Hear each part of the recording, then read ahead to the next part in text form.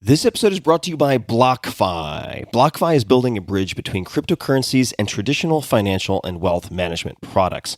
They're creating innovative products to advance the digital asset ecosystem for both individual and institutional investors, and its platform now manages more than $12 billion in assets.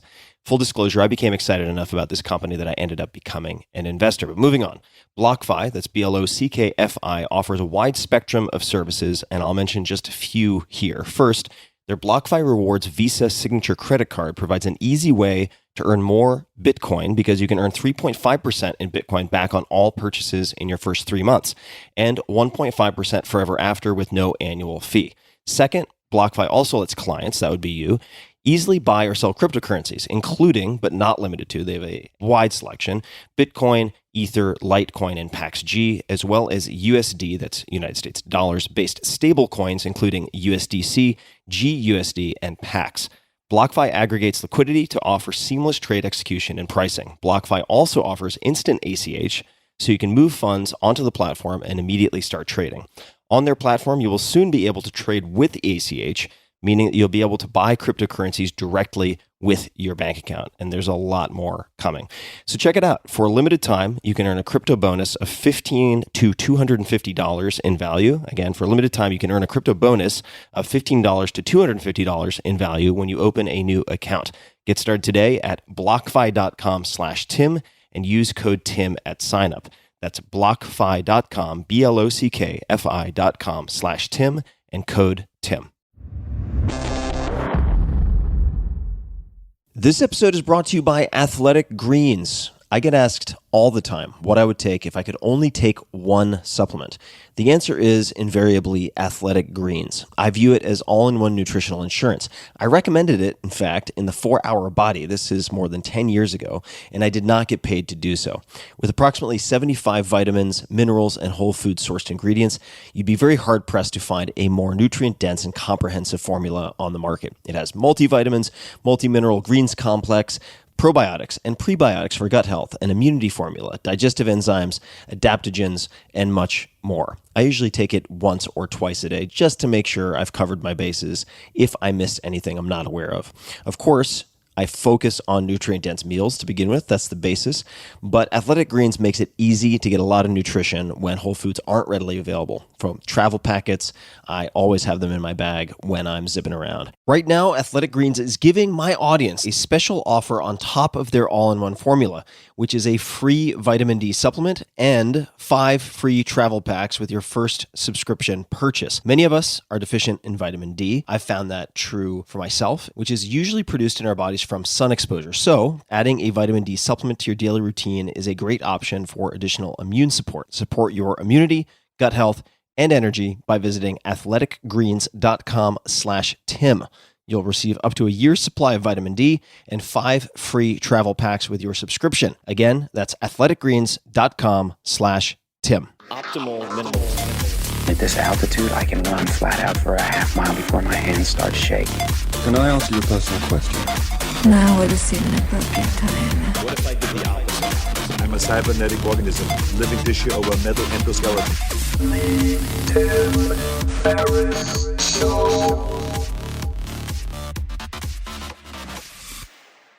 Hello, boys and girls, ladies and germs. This is Tim Ferriss, and welcome to another episode of The Tim Ferriss Show. I'm going to keep my preamble short by popular request.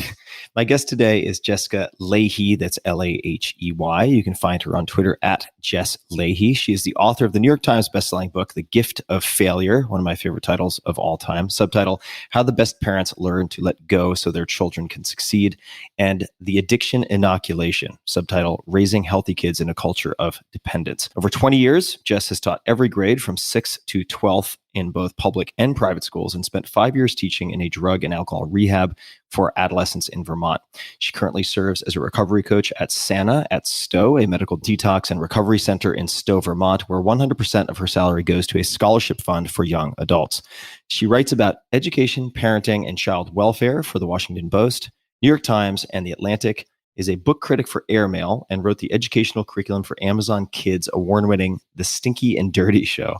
Great name. Also, she co-hosts the #MWriting podcast with best-selling authors KJ Del Antonia and Serena Bowen from her house in Vermont, where she lives with her husband, two dogs, and where she lives with her husband, two sons, and a lot of dogs. You can find her on social at Jess Lahey on Twitter, Instagram at Teacher Lahey, Facebook Jessica Potts, Potts Lahey, and online on her website, jessicalahey.com. Jessica, welcome to the show. I had just had flashbacks to doing the audio recordings for my audiobooks and getting into those tongue twister moments when it's just a lot of stuff. It's a lot of stuff. It's just a lot of stuff for the brain. It's just a lot of stuff for the brain. So sometimes we need shorthand. Yeah. And I want to talk about shorthand by visiting someone who I had to look up, although the name sounded vaguely familiar, Albert Schweitzer, who has one of the most incredible Wikipedia introductions. Ludwig Philipp Albert Schweitzer was an Alsatian polymath. He was a theologian, organist, musicologist, writer, humanitarian, philosopher, and physician. He received the 1952 Nobel Peace Prize. And I ask, or I should say, introduce him because I believe you are fond of a quote attributed to dear Albert. And that is, quote, "I decided to make my life my argument," end quote. And I'm not sure what that means, but it sounds promising. Could you please expand?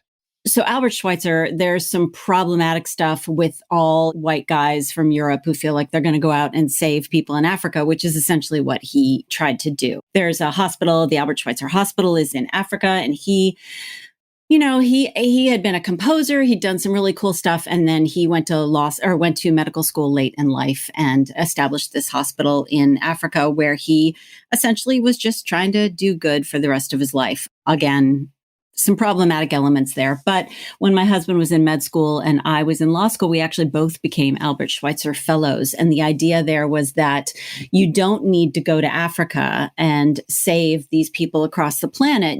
His hospital was in a place called Lambaréné.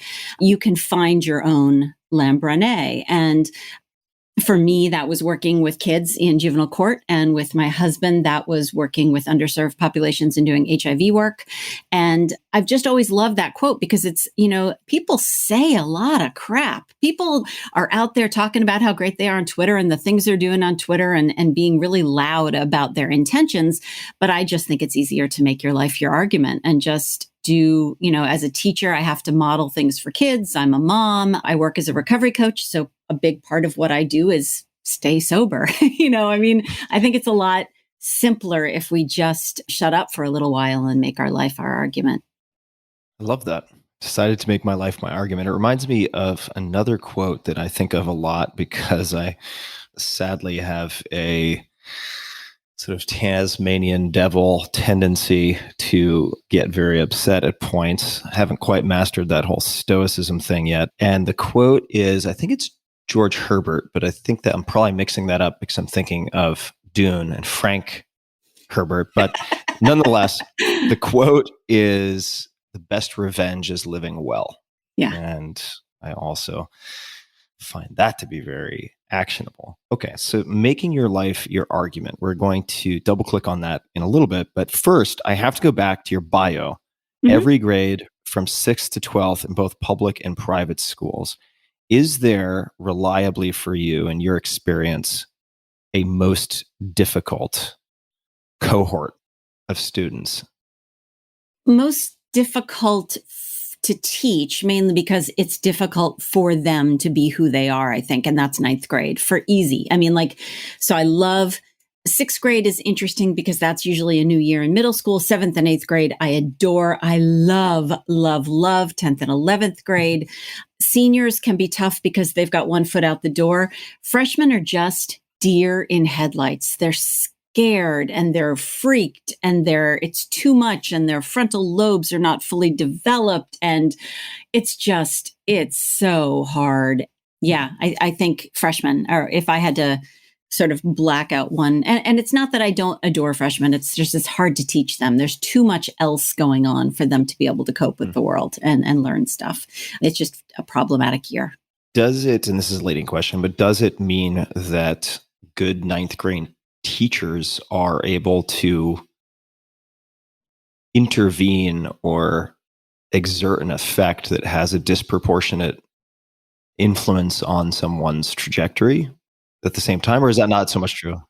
Oh, no, absolutely. And there was this one quote I hated. It was actually, I'm pretty sure it was Radiolab. Yeah, it was Radiolab. And a middle school teacher was talking about the fact that you should just stick middle school students like away somewhere and then bring them back when they're out of that middle school age and ready to be educated. And the problem with thinking that way is that, number one, it's just wrong. Number two, I think there are people that gravitate towards certain age groups. When I speak to other middle school teachers, I mean, middle school is my jam. I love them. If I was to go back to teaching tomorrow, it would be middle school. I adore them. But of course, there are lots of people who are like, oh my God, what is your problem? That sounds horrible. But I look at kindergarten teachers and I'm like, I do not know how you do that all day long. There are people who just think ninth grade is an incredible year. And the reason it's an incredible year is there's a ton of potential, because I think in general, schools tend to overlook ninth grade as so transitional that not a lot of effort is put into the curriculum or into connecting with the students. So in a lot of schools, especially in schools where I've taught, there's no effort to sort of do differentiated learning. They don't sort of know who these kids are yet. So they just sort of slap a lot of intro level, blah, blah, blah, without making it very interesting. And schools that do freshman year right are really setting kids up to do great things. The other thing I love, and I have to shout out, there's a hoity-toity, wonderful, but hoity-toity private school outside of Boston called Belmont Hill School for Boys. Belmont Hill School there's some teachers there I just adore. They do the coolest thing.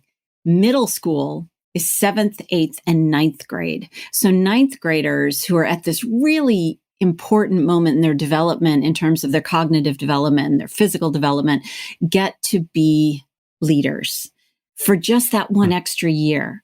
And the pressure of high school doesn't quite land squarely on their shoulders quite yet. So then they get to do that 10th, 11th, and 12th. I love that model. And I think that there's potential in that model. That's super interesting. So then they would transfer or graduate to a high school, but enter in the 10th grade as opposed to in the ninth grade. Yeah. And that there, especially, it's all mashed together. But, middle school is a really problematic area simply because we throw more at these kids than they're cognitively able to do. The last part of the brain to hook up is the frontal lobe. That doesn't happen until we're in our early to mid 20s. Middle school, we say here's lockers, changing schedules, different languages. I used to teach Latin class right after French class, and there's the same word in both languages pronounced completely differently. There's hormones, there's all the different things that middle school kids are asked to do without the capacity in their frontal lobes to juggle it all. So the fun part of being a middle school teacher is sitting back and watching that unfold and having patience with that and waiting for those learning moments when everything is just like a kid is ready to hear it and you're ready to teach it to them, and you have a meeting of the minds. That's why middle school has so much incredible potential, but at the same time, there's so much potential to screw it up in a major way, like to take the Radiolab approach and say, in that one interview anyway, and say, well, those are throwaway couple of years because they suck. But, I think there's a ton of potential. Not many of my listeners will know this, but I actually thought for a very long time that at some point I would go back and teach ninth grade, specifically ninth grade. Really? And so what is it you like about ninth grade? Well, I might reframe that or answer a question you didn't ask, since I'm practicing to become a politician. That's not true. But the reason behind it, it's not so much that I liked ninth grade, because I can't say that was the case, but I saw people who received good inputs go one direction, and people who receive bad inputs go another direction.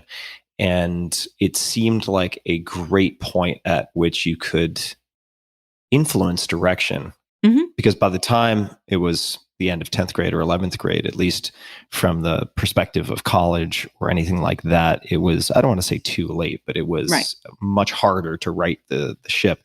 And so I had, two friends who, one ended up dying in a drunk driving accident later, one who overdosed on fentanyl and died. That was my best friend growing up, who didn't really receive the inputs that I did just by chance, really. It wasn't by design. I just had better luck. And so that always stuck with me. And I'm going to come back to students. We're going to talk a lot about students and kids, but I want to look at maybe some overlap, and that is your personal story and when you were younger. What was taking a nap code for in your extended family? Taking a nap meant either that you just needed a break from life, because there was some stuff in my family growing up that was really challenging for the grown-ups, well, for everybody to deal with. And so taking a nap meant just, I need some space.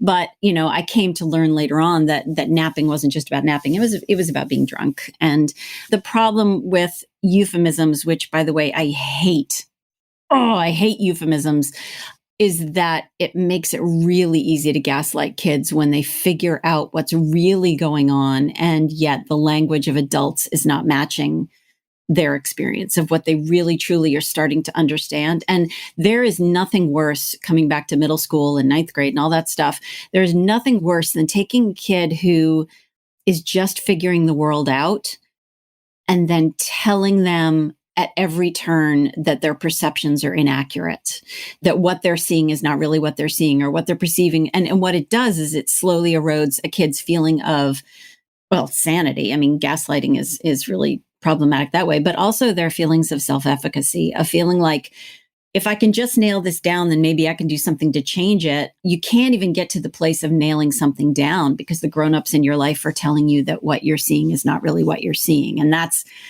a really horrible thing to do to kids.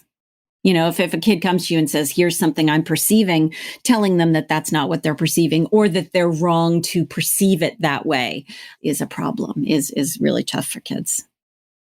So one example of that being, I need a nap, or taking a nap as code for sleeping off. Yeah. Being drunk or having a hangover. Or I can't deal with what's happening in my world, so I'm just going to escape from it. And, more and more I began to understand that what escape really was being drunk, that whatever it was that was happening in the real world was too difficult. And so therefore you drink to escape it. What happened in 2013 at your mother's birthday party? You really go there, don't you? You just go right for the jugular. No, it's good. Skipping the niceties. I had known that I was an alcoholic for a pretty good long time. I really was scared to death of alcohol because of what I saw. I was raised by an alcoholic. One of my parents was raised by an alcoholic, and so on and so on. And so, I did everything I could to escape it. And it just snuck up on me in my 40s. I met someone the other day, actually, who had almost exact same story I did. Sort of went to the sober end of the spectrum, became one of those holier than thou, really annoying high school and college students I was always the designated driver. I was always the good girl, and da-da-da. So slowly in my 40s, it got worse and worse. And by 2013, I was on a bit of a roll professionally. I was teaching full time, and I had just started writing on the national level. Like, this was huge for me. My first article at The Atlantic went viral, and it led to this massive auction. I think it was somewhere between 11 and 14. I'm going to get the number wrong, so it's somewhere in there. Editors were in a round robin auction for my first book, The Gift of Failure, because of this viral article that was in The Atlantic called Why Parents Need to Let Their Children Fail. Huge pivotal moment in my life, and books sold in like May. And then June 7th, I went to my parents' house for my mom's birthday party, and tons of people were there that had known me my whole life, including my oldest friend that I've known since I was 3. And I got so drunk. I have no idea what happened. I mean, I think that's a blessing and a curse that I can't remember anything that happened. But what happened I was so drunk. And the next morning, my dad, who had been a really great enabler his whole life because he'd been raised by an alcoholic and taught by his mother, who was an incredible enabler for alcoholism. He came up to the guest bedroom and he sat on the floor, put his elbows on the bed. My husband was out running. And he said, I know what an alcoholic looks like, and you're an alcoholic and you need help. And at that point, I was so ready. I was so exhausted that I just said, you're right. And that night I went to my first recovery meeting. But I think the fact that it was my dad who had been one of the people who had told us, no, what you're seeing is not what you're seeing, that kind of stuff. And he is so conflict avoidant and he adores me so much. And the fact that he hates fighting with me, he came up to that room, he sucked up just swallowed down his enabling, he swallowed down his avoidance of conflict. And what he led with was his love for me, even though he was scared to death to say those words, he did. And that was it for me. So my sobriety date is June 7th, 2013. Wow. Well, Yeah. congratulations. Thanks. And I have many more questions. Okay. So I've had someone named Gabor Mate on the podcast before. I know. And he talks a lot about asking not why the addiction, but why the pain. Mm-hmm. Right. And you've also mentioned, and perhaps we'll chat more about Chris Herron. Mm-hmm. And he talks a lot about not paying so much attention to stories from or about people when they hit rock bottom, but paying attention to what caused them to drink in the first place or start using drugs in the first place. The quote is, and you can see it if you watch the documentary about him called First Day. The quote is, we spend a lot of time talking about the last day, but what we really need to be talking about is the first day. The first day is massively important. And in your case, it's a little harder for me to say with confidence that I should ask about the origin, because I don't know how much of it was internally generated. Was the alcohol a salve or an escape, or was it simply inherited environmentally by watching behavior and you were genetically predisposed? That's a fantastic question. And number one, huge fan of Gabor Mate in the realm of the Hungry Ghost. Is fantastic. He has a book about ADHD or ADD and substance use. Really respect his work. And he's in the full on in the trauma camp. He's full on in the, all of this comes from our trauma. And the nice thing about writing about a subject area where I don't really I'm not really in any one camp 100%. So I'm able to say, well, I agree with a lot of this and some of this I don't. I'm a huge fan. I don't think 100% of this is about trauma. I think, we have a situation where, according to Mark Schuckett at USC, about 50 to 60% of the risk picture comes down to genetics. And then we have the in-between the genetics and the environmental stuff, something called epigenetics, which is how the stresses in our life cause our genetics to either, turn on, not turn on, all that kind of stuff. And then we have the environmental stuff, including trauma. Thank goodness for people who are now talking about adverse childhood experiences. For me, I drank because of my anxiety. I've had anxiety disorder my entire life. My grandmother had OCD. My father has a mix. It's sort of, I guess I'm kind of lucky in that it goes down by generation, but we definitely we're an anxious people. And alcohol helped. Alcohol works great in the short term for anxiety. The problem is it exacerbates it over time, makes it worse, blah, blah, blah, blah, blah. So I drank to deal with anxiety. I drank to deal with some stuff I just didn't want to deal with. So I had the genetics. I also had the thing I just didn't want to deal with. And alcohol made it easier. Yeah. Alcohol does a good job of temporarily turning down the volume. Yeah. But as you mentioned, a lot of long-term risks. And ketamine, similarly, is seductive in being used for that subtractive purpose. It has its place. It has an application. And it has many applications, but it's also can be an escape. I'm fascinated by the practical applications. It so happens that my son, I have two sons, one's 17, one's 22. The 17-year-old is a huge fan of someone else you've had on the show. He's of Hamilton Morris and of Michael Pollan. And we both have read How to Change Your Mind. We both have watched Hamilton's Pharmacopoeia together. I think there's some really interesting research coming out about, especially psychedelics, anything that allows people, especially at end of life care, to disassociate, to step away from their physical being and have less fear around dying in particular. There's some really cool stuff out there. And I think it's really important to put that work in the context of an adult brain and not let it bleed on over into anyone under the age of, ideally 25, because that's when your brain is kind of done. But let's say for just for giggles, 21 or 18. For sure.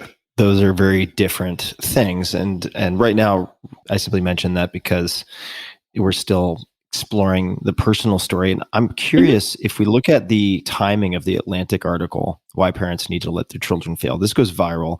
And that was in, was it May, you said, of The that year? article published in January, it went viral, and like first next thing I knew, I was on national television, trial by fire, media training, and then it takes a while to put together a book proposal, and so the book sold somewhere around like April, May, something like that. Yeah, April, May. And then the birthday party and the yeah, conversation with your dad was the yeah, next month, about a yeah, month later. yeah. Do you think you would have been as open to hearing what your dad said had you not been on the hook to write a book? And for those who don't know, with nonfiction, generally you sell the book with a proposal. It's almost like a business plan, and then Yeah. you have to write the book. Yeah. I still think I would have gotten there. Maybe not that day, but I was so close. There's a metaphor I use, both having to do with prevention and people figuring out when it's time that they need help. And that's this. I think of getting there as like this 100-piece puzzle. And my dad was piece 100, and I have been piece 100 once for someone else.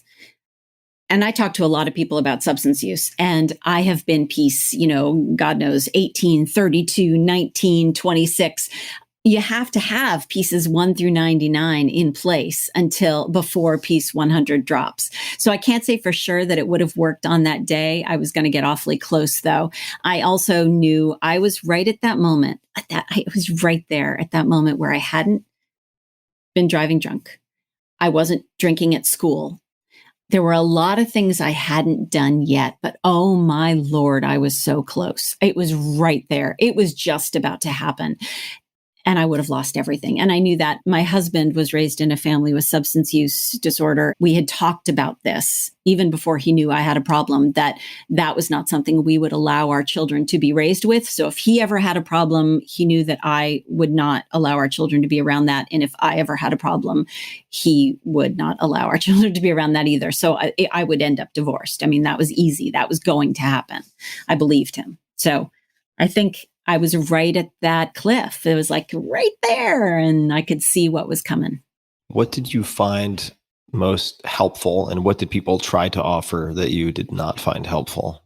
What I found helpful was there was a woman that I was scared to death to go to my first meeting. And actually, my first meeting I ever went to, I went far away from my house so I wouldn't know anyone because I lived in small town New Hampshire. So I did this long drive, not that long, but I did a drive to get to a meeting that I thought would be different enough because I was scared to death to run into one of my students' parents.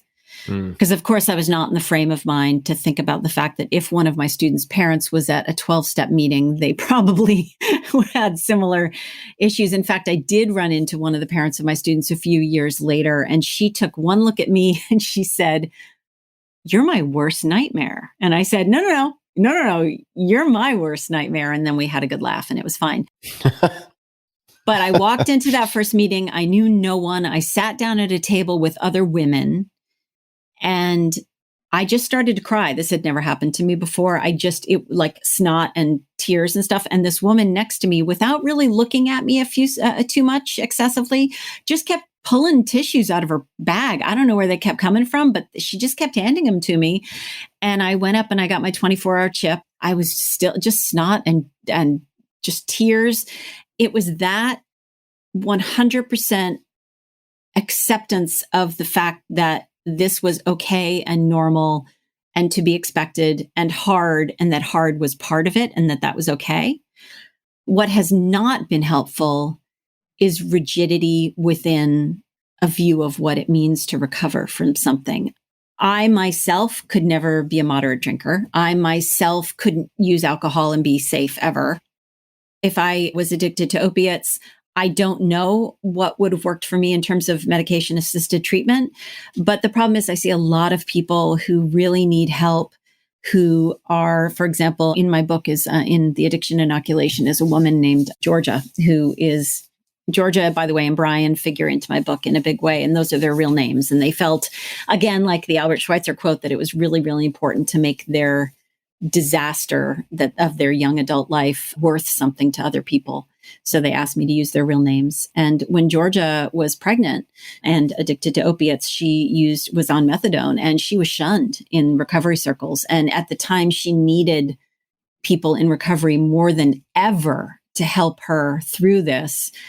They said, no, this is not the way to be sober. And that is just so bogus to me. And I think it's because we're so in love with black and white as a species. Like, this is the way you do it, not that way. And the nice thing is, recovery looks different for different people. Getting to recovery looks different for different people. And if someone disagrees with the fact that I can safely drink non-alcoholic beer, because boy, I love beer. I miss beer. I used to brew my own beer. And so I drink non-alcoholic beer, and that works for me.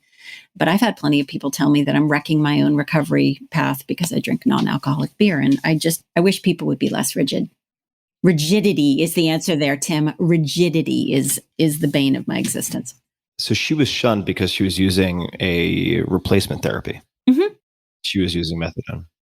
So we're going to come back to substance use and abuse in kids. I want to touch on the gift of failure for a few minutes at least. And for those who are not familiar with the book, of course, I think the subtitle does a good job of describing it. But what was the catalyst for the Atlantic article and then the book? I had wanted to write about this for a long time, but the way I write is I write about data, I write about research, I translate the science, but I do it through narrative. And as a teacher, the only narratives I had around me were my students, and I can't write about my students. That's just unacceptable. So I had wanted to write about this stuff. I wanted to write about both how overparenting affects kids' motivation. Thank you so much, Dan Pink, Edward Deci, all the people who write about extrinsic motivators and motivation, long-term motivation. I wanted to talk about how it affects, our ability to do the whole Mihai, Csikszentmihalyi flow state, all that sort of stuff. But I also wanted to know how overparenting affected learning. And that was a big question mark for me. And a study came out of Australia, out of Queensland, about that very topic. And they had talked to school counselors who provided the stories. So for the first time, I was finally able to write this thing. And at that point, I had really just been blogging for a couple of education outlets. I'd maybe been read by, there were sort of a couple hundred people who were loyal readers of mine. And I wrote this thing and I said, I think I need to try to put this somewhere. And I pitched it to the Atlantic, to my first editor, Jenny Gretz, who's now at Smithsonian Magazine. I pitched it to her on a Friday, and it was published on Tuesday morning. Yeah. And welcome to the digital media. It was really cool. In fact, one of the people at my school read it and said, "Are you sure this isn't about our students?" Because those stories were universal enough that it was easy for me to tell that story through using some of the quotes from the research. And for those people who are not familiar, what are some of the main theses of the gift of failure? There are two ways of looking at this sort of what we do to kids when we overparent them. And by overparenting, I mean by being directive, overly directive, by telling kids what to do, how to do it, giving them every step along the way. When we do that, we not only undermine kids' feelings of self-efficacy. The way I sort of stay on top of my own thinking around this is when my kids were really little and they wanted to be able to do something independently, they would tell me they wanted to self it. So that's my internal language for that I want to self it. So I try to think of teenagers as bigger version of toddlers, which actually is pretty accurate, and help them self it. So when we do too much for kids, whether it's taking away the consequences of something like, if I'm trying to teach a kid about being more organized because today he's forgotten his homework, and then the parent swoops in the door and has brought the homework to school, that learning opportunity is lost, obviously. Helping that kid become a more competent, capable, self-efficacious person, that's not happening. It also Self-efficacy is one of the most important things we help build up in kids. So it turns out that when we do too much for kids, we undermine their long-term motivation to stay involved in the things we want them to do. We also tend to give them extrinsic motivators, whether it's money for grades or the grades themselves, which means I'm kind of screwed as a teacher, right? Extrinsic motivators undermine long-term motivation to do the stuff we want kids to do, like practice piano and do their homework. And yet, if we want our kids to not want to learn math, the quickest way to do that is to pay them for their math grades. We know that through Edward Dece's work. So there's that motivation issue. But then the other problem is this. There's this woman who has done work on impact of overparenting and being overly directive, not just on motivation, but if you think about some of the most effective teaching tools I have, one of them is this really cool thing called desirable difficulties. It's been around for a while, but it's really beautifully written about in a book called Make It Stick from Harvard University Press. When I give kids tasks that require them to do a little more parsing, to think about stuff that's just a little bit beyond their ability level, stuff that makes them have to sort of integrate two topics or two concepts in order to figure out how to do this thing. It bypasses their short-term memory and it goes into their long-term memory, and they know it more deeply in the short term and they know it for longer. Like 20 years from now, they probably would be able to tell me a little bit about that concept. The kids that can't benefit from desirable difficulties are kids who get frustrated and give up. And the kids who get frustrated and give up are kids who have really directive parents. If you have a parent who's been like, okay, sweetie, here's exactly how you do it. I'm going to give you every single step. And no, not that way. No, do it this way. Those kids have less comfort with frustration. And if a kid can't go on to complete a task, there's this woman named Wendy Grolnick has done beautiful research on this. Kids who had highly directive parents were a lot less likely to be able to complete a task that required a kid to kind of get frustrated and sit with that frustration and push through. Whereas kids who had what are called autonomy supportive parents, parents who let the kid kind of struggle a little bit, come at it another way, and get comfortable with that feeling of frustration, those were the kids who were able to complete tasks that were difficult for them. So overparented kids tend to learn less in my classroom using the tools that work best for learning, is sort of the shortest way to put that. I have all sorts of follow-ups, and just to put my cards on the table, it's in part because I am soon hoping to begin building a family with my significant other. I have no kids currently that I'm aware of, and so I am looking to take as many notes in advance as possible. And one aspect of, I suppose, overparenting, or maybe that's not the right label, but distinctive styles of parenting I'd love to talk about. And these may not be the right terms, but fostering the development of real confidence versus the shell of confidence. Yeah. And I've heard you speak on this very eloquently, and it was very compelling. So I was hoping perhaps you could elaborate on that. You know, unfortunately, the self-esteem movement kind of had parents in like the late 60s, 70s, early 80s believing, well, and now still actually, I think, believing that if we tell our kids over and over and over again how great they are, how smart they are, how talented they are, all those sort of fixed, you're so, you just fell out of the womb, good at math, that kind of thing, that we can somehow create like a Star Wars force field of self-esteem around them so that when they go out into the world and someone dings it because they're mean to them, or a teacher said something that was a little difficult to hear or whatever, that somehow our kid would come home with like perfect, self-esteem still intact around them. But that's not how self-esteem works. There's some really interesting research specifically on kids with low self-esteem, that the more we praise them for these inherent qualities of, the you're so gifted, you're so talented, you're so perfect, all these sorts of things, that we don't raise their self-esteem, we actually lower it. What raises kids' self-esteem is not confidence, that empty sort of optimistic, my mom says I'm the best reader in the class, but competence, which is competence with a P, which is confidence based on actual experience. On the confidence side, it's fun to hear you frame it this way because, just the other day, those two words sort of came to mind in the same sentence, that is confidence and competence, because I have lots of readers and listeners ask me how to develop confidence. And the answer is you have to go out and do things that you are at the edge or right outside of your sphere of comfort. Yeah. So that you develop that sort of increased confidence, not without any context, but confidence in your ability to execute something with competence. There's no way around it. And then if you're being told, I imagine as a kid, you're the best at math, A, B, and C, as opposed to you worked really hard and you figured this out. If you can't do something, there's no fix, right? You're just a broken toy. Right. There's actually an added layer to that, which is my MO for a long time was to advocate my way into jobs that I was not qualified for. But I became a political speechwriter. I had no experience doing that. And I got into it the worst possible way. I read that politicians' speeches, the ones he'd published online, because these are the ones he was most proud of. And I fixed them for him. That was my audition for him. I fixed his favorite speeches for, it was like the most stupid thing ever.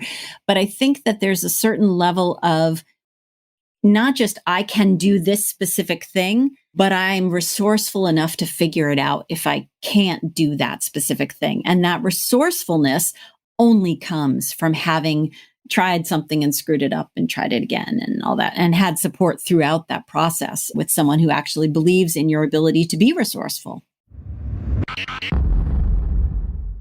Just a quick thanks to one of our sponsors, and we'll be right back to the show. This episode is brought to you by Wealthfront. Did you know if you missed 10 of the best performing days after the 2008 crisis, you would have missed out on 50% of your returns?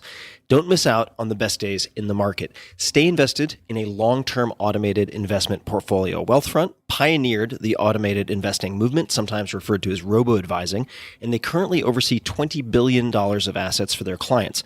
Wealthfront can help you diversify your portfolio, minimize fees, and lower your taxes. It takes about 3 minutes to sign up, and then Wealthfront will build you a globally diversified portfolio of ETFs based on your risk appetite and manage it for you at an incredibly low cost.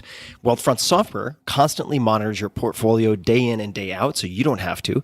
They look for opportunities to rebalance and tax loss harvest to lower the amount of taxes you pay on your investment gains.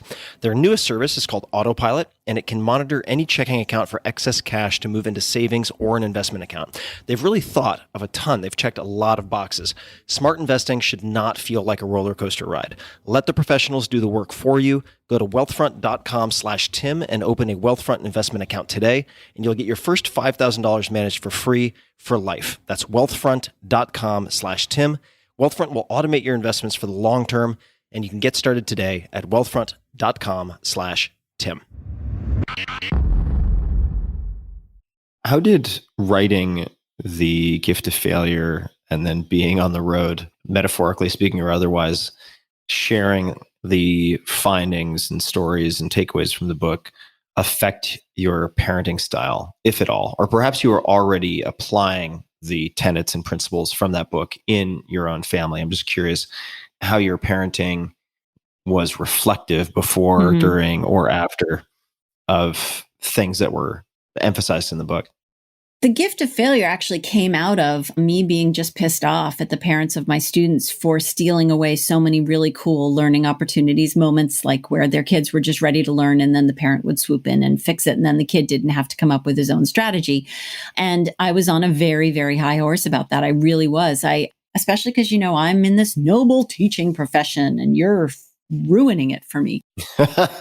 But I realized at the same time, actually, one of my students wrote an essay about the fact that she was so obsessed with being perfect that not only was she paralyzed when she had to write things like rough drafts or do something where she may not look perfect, she didn't care about learning anymore. All she cared about was what grade she was going to get for the learning. And this was a kid that I taught in 6th grade, 7th grade, and 8th grade. And somewhere we wrecked her. This was not her fault. We did something to wreck this because we had this great 6th grade girl who would come into my classroom and say, Mrs. Lahey, what are we going to learn today? Or Mrs. Lahey, guess what I learned today? And then by the time she gets to 8th grade, she's telling me that she does not care about learning anymore. That is beside the point. What is the point for her is the grade she's going to get when she regurgitates whatever it is I want her to regurgitate in whatever fashion, and how high should I jump? That was devastating to me. And at that exact same moment, that same week, might have even been the same day, I found out that my 9-year-old couldn't tie his own shoes because I'd been doing it for him. Oh. Yeah. And Not only could he not tie his shoes, he was so humiliated by the fact that he couldn't tie his shoes that he hadn't told me. I hadn't figured it out. He was having to sit out PE class, not play with his friends because he was wearing his brother's boots to school because he didn't have shoes without laces. And he was so humiliated. That was 100% my fault. I did that to him because every single time it came time to tie the shoes, it was just easier for me to do it. I was faster. Tying shoes is hard. Thank you very much. Manual dexterity. Tying shoes is one of the more challenging tasks for a young kid. And yet we sort of use it as this benchmark of like, you're getting big. And so I just kept doing it. And then, Velcro, slip on shoes, that kind of thing. And essentially what I was saying to him every time I said, oh, I'll just do that for you, it'll be faster if I do it for you, was, I don't think you're competent enough to do this yourself. And so that my lack of faith in his ability to do it became our norm. And at that point, I was like a big bucket of cold water over my head. And I was like, oh man, I can't come at this from you parents of my students suck because you're ruining this whole learning thing. I was essentially doing the exact same thing to my own kids. A lot of what I write about is, we're not doing this right. Oh, look, I'm not doing this right. How can I do better and learn from it? Which is super fun and a little humiliating. Well, better late than never, right? I mean, No, it's right. Well, and then we can model that for our kids, right? I mean, if we change what we do as parents, we don't have to just pull the rug out from under our kids. We can say, look, I thought I was doing the best possible thing. I learned some stuff and I didn't give you enough credit. And now I'm changing because I have new information. And that's what I try to model for my kids all the time. Back to Albert Schweitzer's quote. Yeah, I have a friend who he's just assumed. I think this is probably fair for all parents to assume that he's just screwing his kids up in all sorts of ways he's unaware of. And so he's like, look, I know I'm fucking them all up, but I'm going to pay for the Hoffman process. I'm going to pay for this other thing. When they're 18, they're going to go through these following 3 things to sort of unfuck themselves. And I've already committed to doing that. Speaking of a separate friend, I can actually name a friend named Mike Maples, really sweet guy. And he, on a walk with me at one point, shared the 2 things that he would emphasize as a new parent, because I asked him, this was some time ago. And one of the things that he said was optimism. Mm-hmm. Oh yeah, I love it. And I believe you've pointed out research related to kids with high ACE scores. That's adverse childhood experiences scores, showing that one of the most important things that people can do for these kids is teach them hope. And I would love to hear you expand on that. And if there are any particular ways of teaching or fostering hope that you think work, how does one do that? Hope is this really cool thing that I think people tend to, in their heads, think of as something fuzzy, like, oh, hope, balloons, bunnies, unicorns. Isn't that nice? It's not. It is essential. There are whole books about how one of the big solutions to intergenerational poverty is making sure kids have one adult who teaches them to have the ability to not only see that their life can be different, and then there's part 2, which has to do with self-efficacy, that they have the power to make it be so. In fact, that definition of hope comes from a guy named Shane Lopez, a guy I love. He has died, unfortunately, and I miss him so, so much. But his Twitter handle is, it might even still be out there, it was Hope Monger, a seller of hope. He's just really cool guy. So according to him, hope is your ability to envision that your life can be better, different, better is, I guess, the way to think about it, and that you have the power to make it so. That is incredibly powerful. That when we talk about sometimes about kids having that one person who, if you say, who is that one person who really made you believe in yourself? And it's whatever, a teacher, a coach, or whatever. It's usually because they helped them believe that their life can be better and they had the power to make it so. Those are the 2 sort of elements there that are really, really important. And I have a whole shelf. I'm looking across the way at an entire shelf on books on hope and optimism, and they're intertwined in incredible ways. And it's really, really important that kids have someone, one person who lets them know what their life could look like and gives them that vision and helps them sort of start to believe that it could be so. And that's at the center of hope and optimism, I think, and something that was consistently missing when I taught kids in an inpatient drug and alcohol rehab. There were a lot of kids in my classroom. The vast majority of the kids in my classroom did not have any belief that their lives could be different or that they had the power to make it so. So we're going there next or sorry. next after next. No, you're good. You're good. No, you don't have to apologize. We're going there next, but I should say next after next, because you mentioned the bookshelf full of books on hope and optimism. Mhm. When you need a dose of hope or optimism, do you have one or two books that are your go-to inoculations, or I should say booster shots, so to speak? Yeah, they're actually sort of specific to whatever it is I'm thinking about or doing for writing. It's Stephen King's On Writing. My kids use it too, actually. My 17-year-old and I have listened to this book in the car more times than I know because it makes me want to write and it makes me find the joy again in writing. It's an incredibly joyful book. It's an incredibly useful book. And it is a book that makes me want to, and I know this sounds a little weird, but turn it off and go write. And that's my go-to book for that sort of thing. And I owe him a debt of gratitude for that book. And you had the chance to interview him, if I'm not mistaken. Did. You lucky duck. I'm One of the so highlights. jealous. So jealous. I think the key to catching Stephen King's attention and getting him to want to talk to you is to come at something from an angle. This is something you do really well. Come at it from an angle that and he's been asked everything, right? So what my angle was, we were both English teachers and I happened to know that he loved teaching grammar. So my interview was 100% about how one teaches grammar, or as he calls it, business English. And it was a dream come true. Really, it was huge for me. Any other books that pop out when it's anything outside the scope of writing? Although I realize that also On Writing includes and covers a lot more than just writing. Oh yeah, it absolutely does. But are there any other books that come to mind? I think of them as comfort books, but they're also kind of hope and optimism and jab in the arm kind of books. I'm a huge nonfiction reader, especially about the natural world. So like the past year has been just such a overwhelming buffet of good books about everything from the Book of Eels to, of course, the minute someone asks you about books, you start to blank out. But for me, the thing that has brought me the most joy, especially during the pandemic, has been being outside. I live in Vermont. I live in the woods. There's this guy named Bernd Heinrich who writes a lot about, he has a book called The Winter World, The Summer World. He wrote a book about crows and ravens and how smart they are.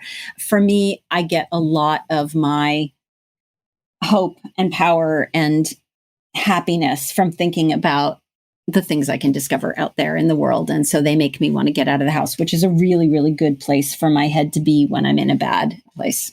Take the focus off the self for a little bit. Yep. Crows are a good thing to think about, I suppose. Crows, you said? Yeah, crows are cool. Crows are amazing. Eels are cool. Yeah. The owls of the eastern ice, they're pretty cool. But lately, that's my thing has been that sort of natural world stuff. So hope and optimism. You can listen to your new podcast, Pros and Crows, for a dose. I'm kidding. That would be good. No, I like it. Vermont is spectacular. I've actually spent a lot of time in Vermont. I went to Middlebury College to their language school, and I've spent a lot of time up in Vermont. It's a beautiful, beautiful place. Let's jump to substance use and abuse in kids. What surprised you most in your research, or what just surprised you? Because most is always like the pole position number one answer, and sometimes that's hard to sort for. What did you find surprising in your research about preventing substance use and abuse in kids?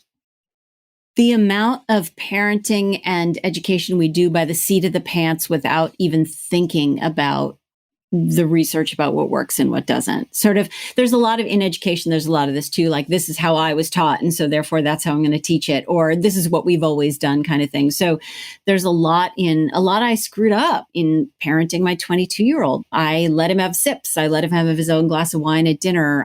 Research is really, really clear. Parents who, have a clear and consistent message of no, not until it's legal, which by the way, when I say it's legal, I don't care about the legal part. What I care about is the brain development part.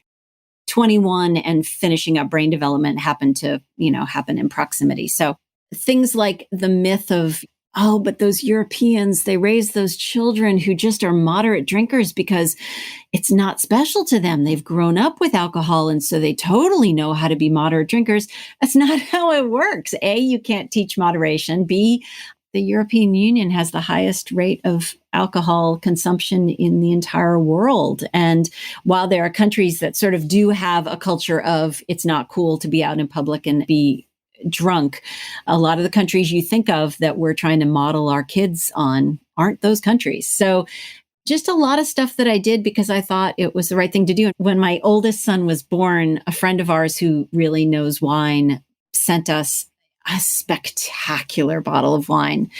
And so I put some on my kid's tongue because I wanted my infant, his first taste of wine, to be a really nice bottle of wine. So, I did some stupid stuff.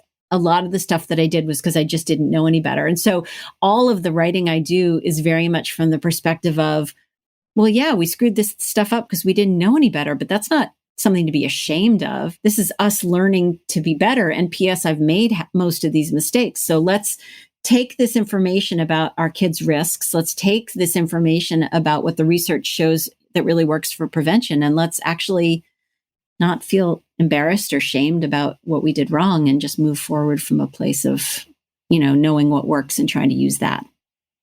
So we're going to jump around temporally here a little bit, but what does it mean? What are your responsibilities? What does it look like to be a recovery coach at Sana?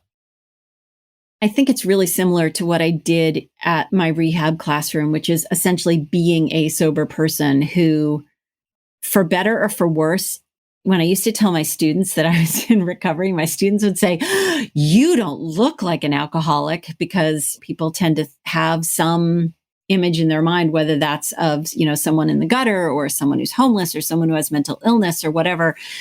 Being a role model of someone who has been in long-term recovery and still struggles, but still makes it work. That's sort of at its core what being a recovery coach is. It's to be someone who's been there and done it and has come out the other end, at least 8 years on, and is able to just give people hope. I mean, we're back to that hope thing. I'm modeling hope. I'm modeling optimism, and I'm also giving them some of the tools I've learned. For me, it's really important for me, if I'm going to a dinner party, to know that A, I can't worry about offending the host if I have to leave, that I always have an exit strategy, and that my husband and I have a signal for when it's time to go. And that I just have to put my ability to stay safe and sober first above worrying about offending my host. So things you figure out over 8 years of sobriety, that's part of what I'm there for.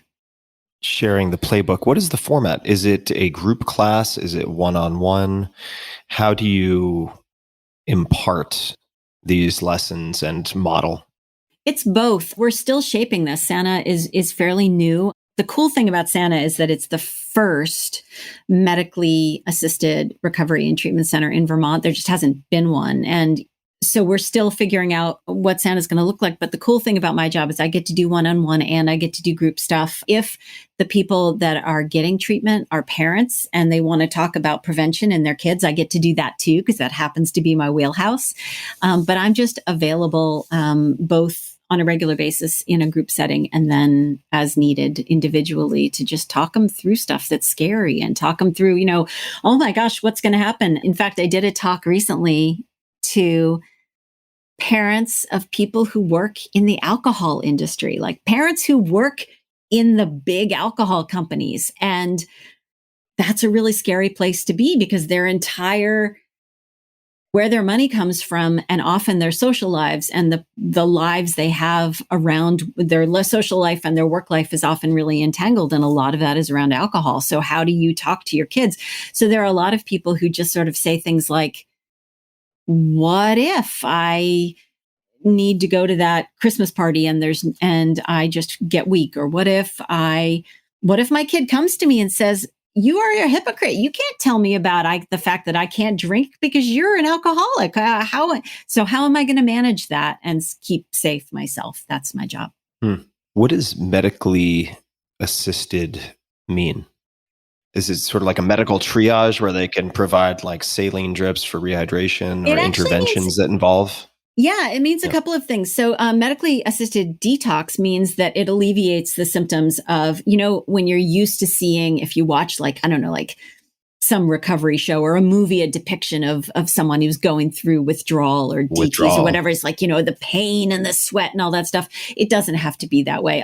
Some people believe that, you have to go through that. So you'll be so scared of going back of having to do it again that you won't go back on drugs, but that's just not the way it works.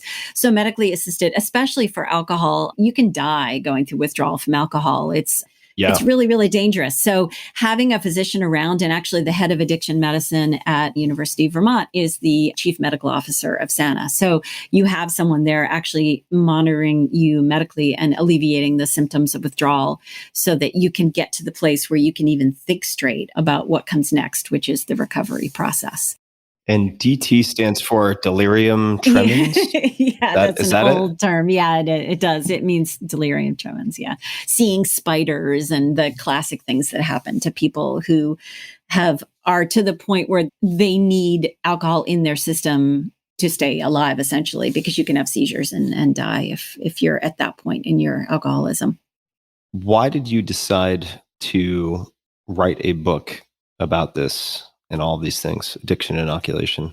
As soon as I got sober, the very next thing that happened was, okay, what about my kids? Because this has to stop with me. I mean, I'm the product of generations of alcoholism. My husband also has the genetics. So my kids have it loaded up double barrel. What do I do?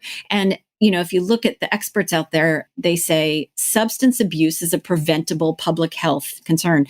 Well, what does that word preventable mean? Like, what does that actually mean? What can I practically, realistically do to prevent substance use in my kids and the eventuality or the possibility of substance use disorder in my kids? And can we control everything? Absolutely not. But we do know a lot about what contributes to a person's risk of developing substance use disorder. And so what does the research say? What works? What doesn't work? If just say no doesn't work, if the assumption is on some level that kids are going to experiment with sex, with drugs prior to full brain maturity, are there any scripts or approaches from a parenting perspective that can help mitigate the risk or mitigate the possible damage? One of the things we hear a lot about is that, everybody's doing it kind of thing, that script.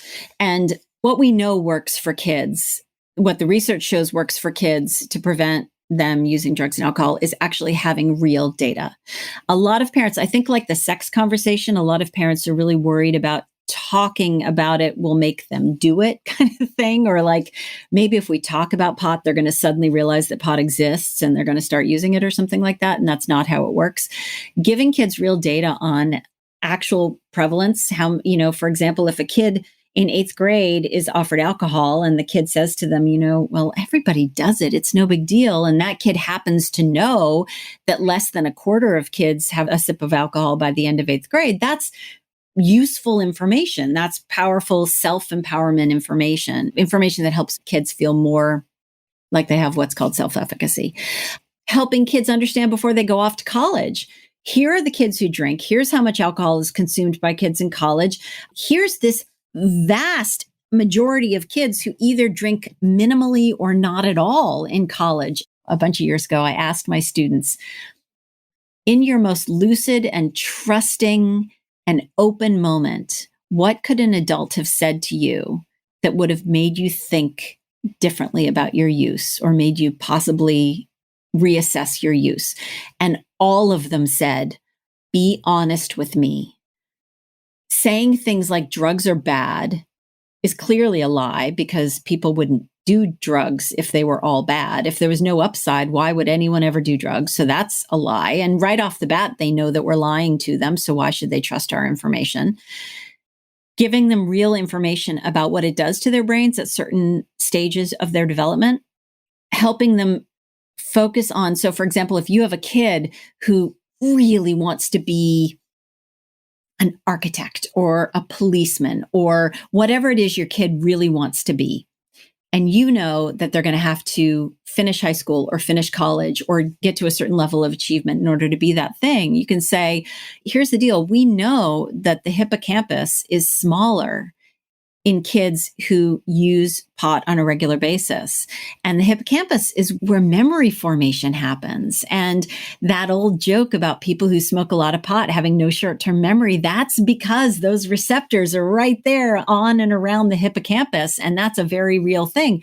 And in grown-ups, sometimes that can be temporary loss, but in kids, it's more likely to be a permanent sort of situation. It can be temporary, but we also know that there's permanent changes to the hippocampus over time. And so these goals that you have for your life are going to be less likely for you to be able to achieve if you're messing with your ability to remember stuff. Bringing the data, the information, that dry data about what it actually does and how it does it and what it's doing to your brain, when you attach it to your child's actual goals and hopes and dreams, we're back to that hope and optimism stuff. That's how you get real leverage with kids, and being more honest with them about all of that, who uses how much, when, what it does to them. That's the stuff that actually works to keep kids making better decisions. And actually, one last thing, if I could add on, there's this really cool thing called inoculation theory. It's a school in sociology and psychology. Inoculation theory around helping kids manage risky behaviors like having sex before they're ready, or using drugs and alcohol, or whatever that, getting in the car with a drunk driver. When we give kids scripts or help them practice refusal skills or give them a rebuttal, just knowing that they have a rebuttal to everyone's doing it, or it's no big deal, or whatever that thing is, just knowing they have a rebuttal will make them more likely to use the rebuttal. And here's the coolest part, it generalizes. So when we use inoculation theory to help kids not get in a car with a drunk driver, or not have sex before they're ready, or not use drugs and alcohol, it will generalize to all those other things, which is really cool. So not only does it make it more likely that they will use those refusal skills, they will generalize to other risky behaviors. So that's why inoculation is in the title of the book, and why I'm so excited about inoculation theory. Dig it. Question on the sort of triage side of managing non-ideal circumstances. So let's say a parent gets a call from a nurse or a supervisor at an infirmary at a given school. Mm-hmm. Let's just say a college. And turns out their son or daughter has not necessarily alcohol poisoning, but has ended up there from drinking too much alcohol. What advice would you have for that parent? What should they do or say or not do or not say? Do you have any thoughts? The first most important thing is, this is not about you. Number one, parent, this is not about you. This is not your failure as a parent. This is not about you. So just take a deep breath and just sort of chill about that for just a second. Number two, whether it's a kid who starts having sex or a kid who gets drunk for the first time, this is not an all or nothing sort of thing. It's not like my kid is ruined because they've gone over this black and white border that culture has set up for them. So it's going to be really, really important for your kid to know that they have not transgressed to the point of no return. You've not lost faith in them. You're not, you have to listen from a place without judgment, especially early on, because the kid is going to feel like, definitely like that they've failed you and all this other stuff. And you want to avoid going to a place of really high emotion, because you doing that is just going to make your kid do that. And then nobody's listening to each other. A lot of this actually goes back to gift of failure stuff, which is helping your kid figure out, what was this experience like? What was positive? What was negative?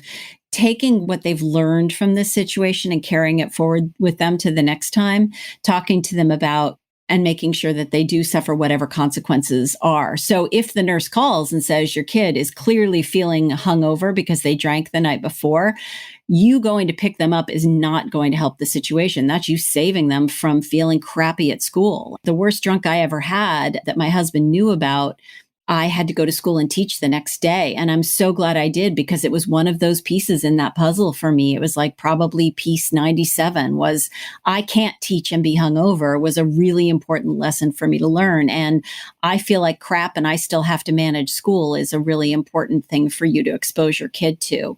Same thing with like if your kid decides to go nocturnal and not sleep, make them go to school. They have to, because you can't teach them cause and effect if you're saving them from the effect. That's just not how that stuff works. So those are going to be really important. Listen without judgment, get your emotions out of the equation. This is not about you. And this is not an absolutist sort of situation. We can start again tomorrow. And frankly, for me, that's a really important part of recovery. If I were to screw up tomorrow, and I very well could, I don't know, the next day comes and then I start all over again the day after that. And on a tangent, that's why I think Dax Shepard's episode called 7 Days, where he admitted to the fact that he had relapsed after 17 years. I think Dax has done a ton for recovery, for being open and out about recovery. And I think everything he has done in terms of being a role model in recovery pales in comparison to what he did in that episode when he admitted to the fact that he had relapsed and he was starting again at day one, and that he had 7 days and that he was starting over, because in an alternate universe, he could have very easily given up. And I think a lot of kids right now, the anxiety we're seeing in a lot of kids is that the world is absolutist and you either suck and you might as well just go off yourself, or you're perfect. And we need to help kids see that, realizing that tomorrow is a new day and we need to take what we learned from yesterday into tomorrow. I think that's one of the most important things we can do for kids. So you've mentioned, or we've spoken about, the 100 pieces and the birthday party. Do you have even outside of the realm of anything alcohol or alcoholism or addiction related, do you have a favorite failure? Meaning, Yeah. do you have a failure that in retrospect is something that really set the stage for an incredibly important lesson or learning or set up success later? And I suppose a lot of those 100 pieces, like going to having to teach hungover, could be examples of that. But does anything come to mind for you? Yeah. It's not recovery related. It has to do with my writing. But so I wrote The Gift of Failure. It was my first book. I didn't know how to write a book. I mean, like knowing how to write a book is a learned skill, right? So the idea that a journalist who's used to writing 1,200 words could suddenly write 70,000 and do it perfectly the first time around, I had it in my head. My fantasy was I would hand my first draft in and my editor would come back to me and she'd say, well, there's no edits here. I mean, this is it. We could publish early. This is perfect. What happened instead was this. I turned my book in on time on October 31st. And on November 1st, I went on a horseback ride with my husband. My friend of mine has horses that she lets me borrow sometimes.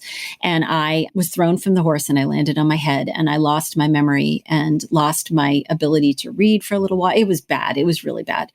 Didn't remember that I'd finished a book the day before, all that sort of stuff. So I had some post-concussion syndrome that was really depression and stuff. And then I got a call from my editor. Actually, I got an email from my editor asking me to come to New York for a talk. Uh-oh. No, yeah, that's not good. And my editor is like, I just idolized her. She's like a grande dame in publishing. She's amazing. So this wasn't going to be good. And I went, and what she said was this. Oh God, it still makes me want to throw up. She said, this book is unpublishable. She said, and then she said the worst part. That wasn't the worst part. What she said was, we need to think about bringing in a ghost. Now, a ghost means a ghostwriter. Yeah. I am a professional writer, and she wants to bring in a writer to help me write my book. So I didn't throw up. I was actually very proud of myself for that. But I said, look, and I didn't cry, which was also a huge thing. I said, before we do that, I needed some extra time anyway because of the head injury that really got in my way for a while. So we had some extra time to play with. I said, give me 2 chapters, give me a probationary 2 chapters and tell me everything I did wrong and what you want this to look like. And I filled a notebook. I sat in her office I was in there for over an hour listening to how bad I was, to how much I stank as a writer, essentially. Luckily, she was also lovely, and she said things like, this happens with a lot of journalists. You're used to writing in short bursts, and so you end up writing this very fragmented, large thing that doesn't hold together as a whole. And your writing is fine. It's your organization that sucks, and that's what you need help with. So she gave me those 2 chapters, and I went home and I read over a notebook's full of how badly I suck as a writer. And I digested it, and I turned it into essentially a checklist of what not to do again. And those 2 chapters turned into 4, which turned into 6, which turned into the whole book, No Ghostwriter, which turned into a New York Times bestselling book. That's not the best part of the story. The best part of the story for me was that when she bought my second book, I turned that book in on time. My agent was a little nervous because she knew I'd been a lot to handle the first time, right? My editor's having to line edit an entire book. I'm a ton of work. But I had run my second book through the what not to do again to-do list filter. And the book was so clean that she wanted to move up my publication date. So Wow. It's not that I'm a great writer. It's that I was humble enough to say, teach me how to be better. I will take it to heart, and I will be able to be objective about it, and I will use it, and I won't make these same mistakes again. So when I handed in not only Gift of Failure, but then the next book, I was able to show my editor that I learned from my mistakes. And what was really sweet is she referred to me in a recent email as a dream author because I learned from my mistakes.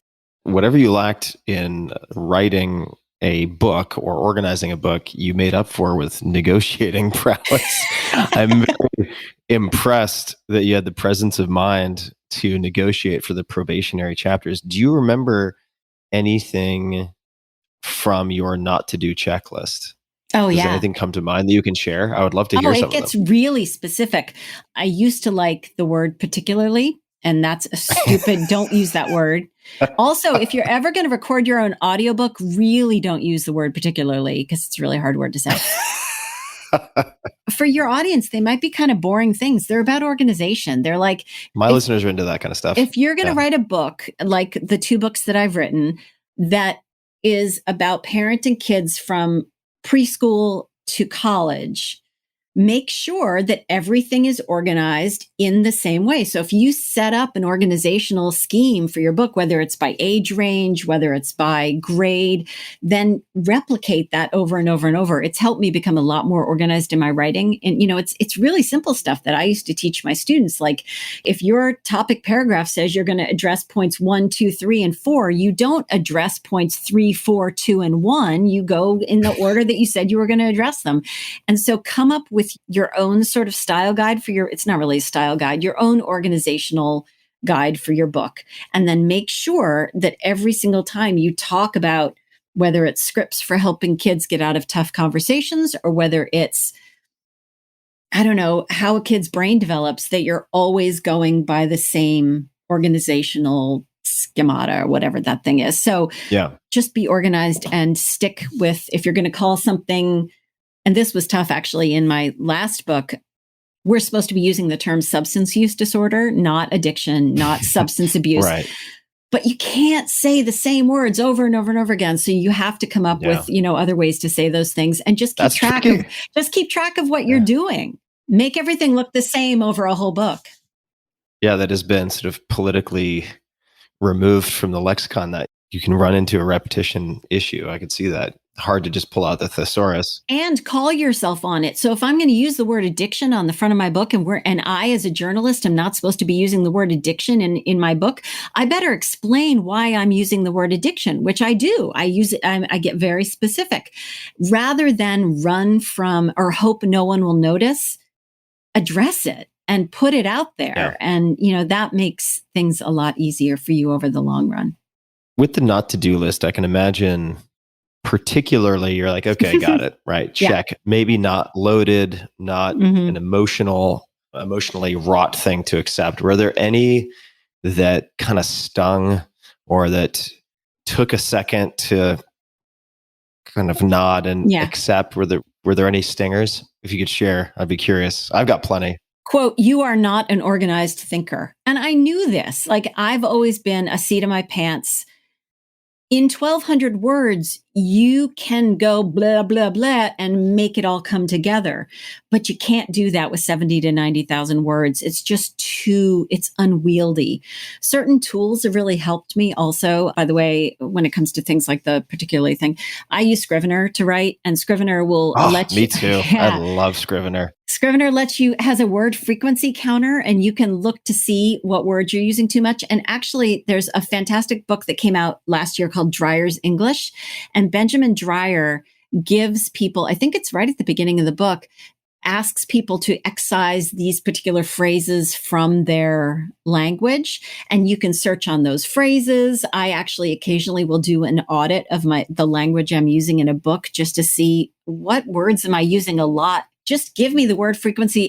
Scrivener will give you the word frequency for every single word you've used in an entire document. And you can find out if you're using the word particularly. And if you are, then, if you've used it 462 times, maybe you need to reduce that. And the other cool thing is, Stephen King talks about this is reduction of adverbs. And I am writing fiction, but I haven't released any fiction. And that's been a really helpful tool for me as well, is just checking for adverbs and clearing out the adverbs. Checking for dumb things that I tend to use in my language that don't need to be there. Yeah, I use one of my current afflictions. It's like some food allergy that won't go away, is that said, like statement. Yep. That said, comma. Actually, the word that is an Achilles heel for me. If you look through your document or your whatever it is you're writing, you could probably remove 95% of the word that. Just try the sentence without the word. The other big thing that I learned as a journalist, that I learned from my editor, and it's one of the smartest things I've ever heard, and I now give other people this advice all the time, is if you're writing like an op-ed piece or a short essay, your last paragraph is probably your better first paragraph. Because people tend to take a long time to get to the point, and then it's really clearly and beautifully elucidated in their, articulated in the end. So I work with a group called the Op-Ed Project, which is helping elevate diverse voices to getting people to own their expertise and write op-eds, because, a while ago we figured out that op-eds were being written by white men. So how can we get other voices in there? And that's almost always the first piece of advice I give my mentees at the Op-Ed Project, which is look at your last paragraph, move it up to the top, and just see. I bet you your piece works better. That's great advice. Are there any writers who immediately come to mind, nonfiction? They could be fiction also, but outside of Stephen King, for structure or other characteristics where you're like, wow, okay, this is someone to pay attention to, or this is someone who really impresses the hell out of me? There was a woman named Julie Lithcott-Hames. She has a great TED Talk about her first book, which is called How to Raise an Adult. Tricky things about Julie Lithcott-Hames' little backstory is that Julie and I wrote basically the same books at the same time. Mine was supposed to come out first and hers was supposed to come out second. And then I had my head injury and it flip-flopped. Julie and I also shared a student. I taught a girl in high school who went on to Stanford, and Julie was the freshman dean at Stanford. And so we were introduced through our student.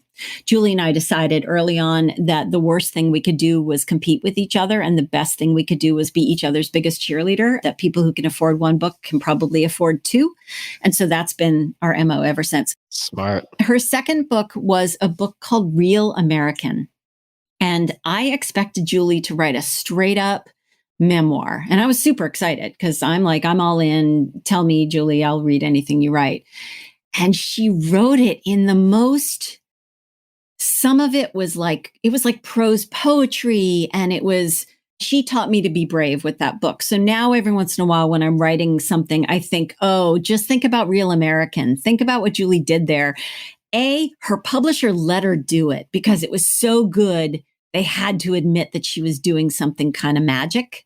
And be brave and don't think, my editor is just not going to go for this because it's different.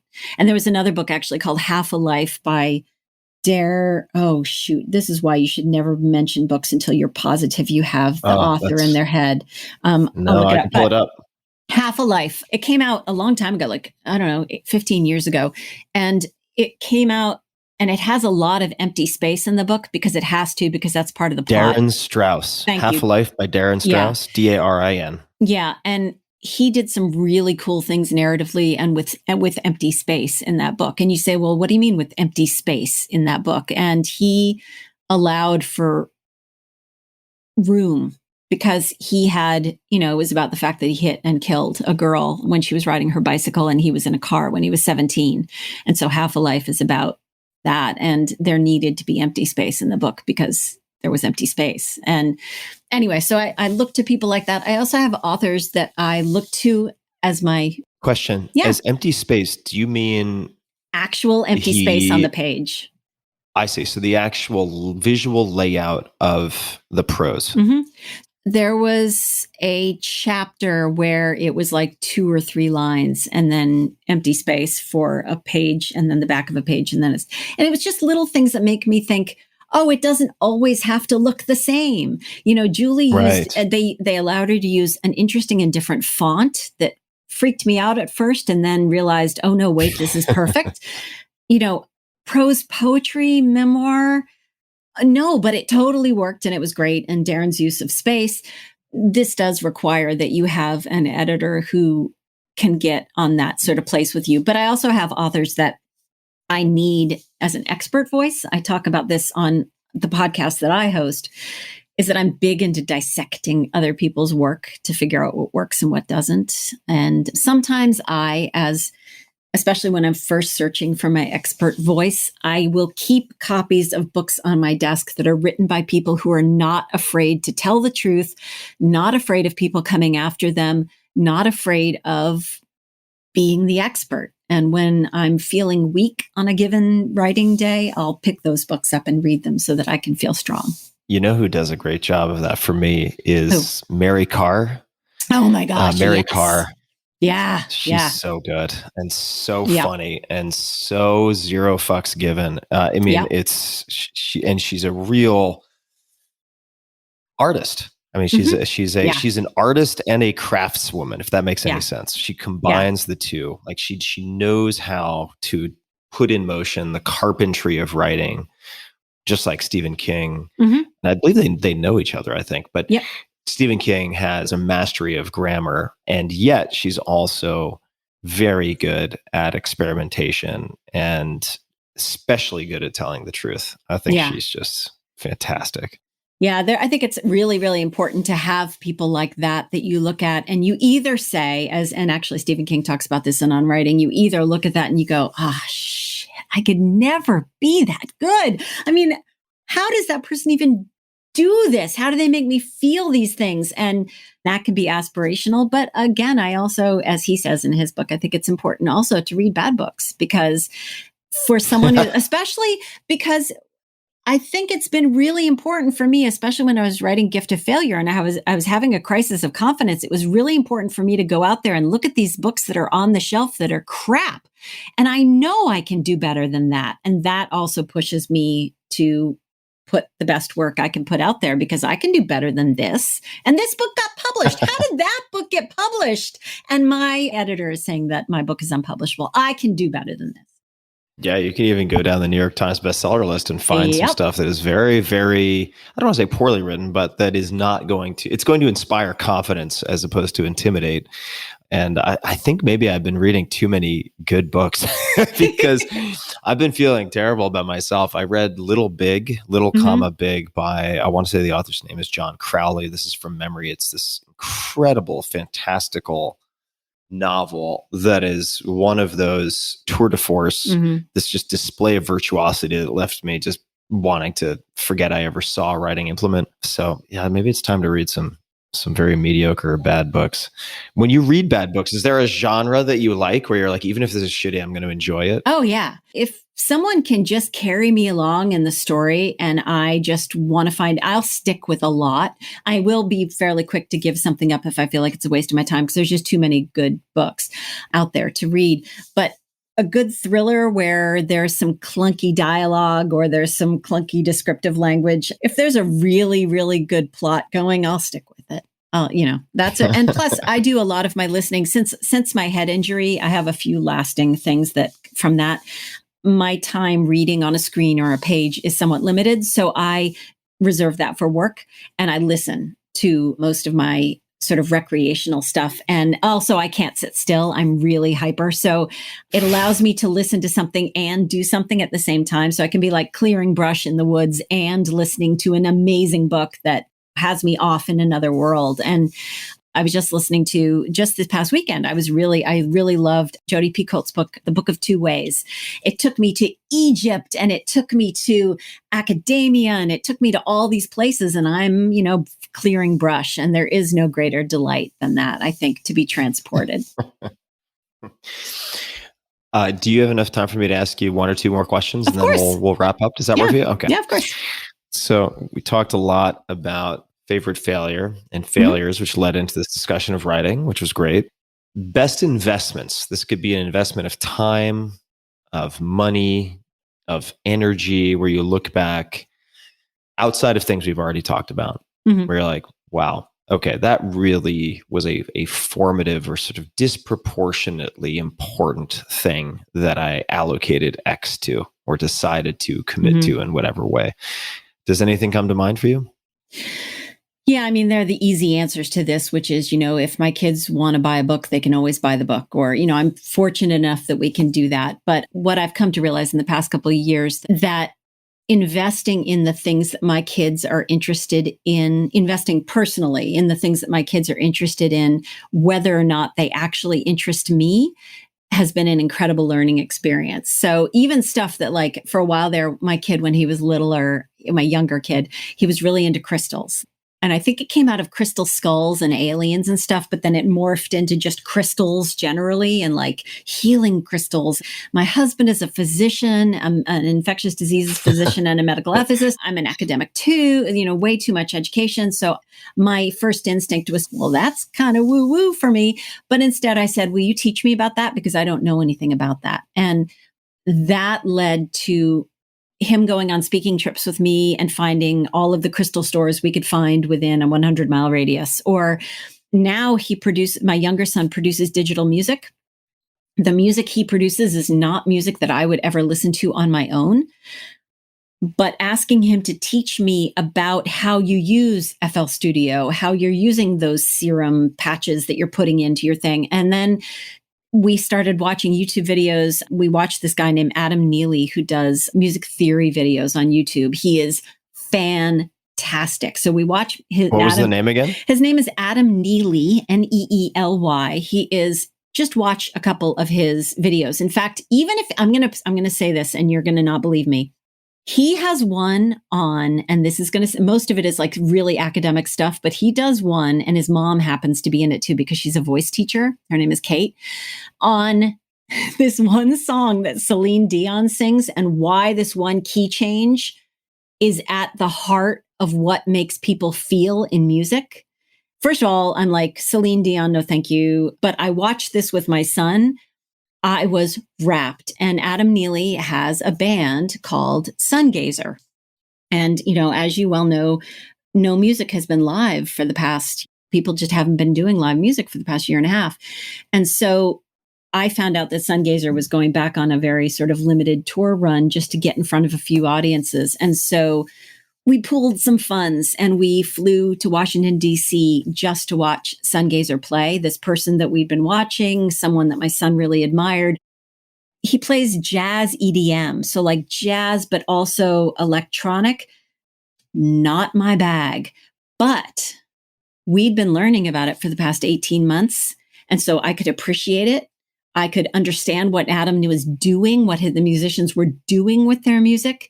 And more than anything else, my kid knows that I respect him enough to put myself out there for things that are important to him. That investment has been one of the most important things. My older son is an economist. Do I want to learn about economics? No, I do not want to learn about economics. But letting him teach me about economic theory has been one of the best investments of my time and effort I could ever give.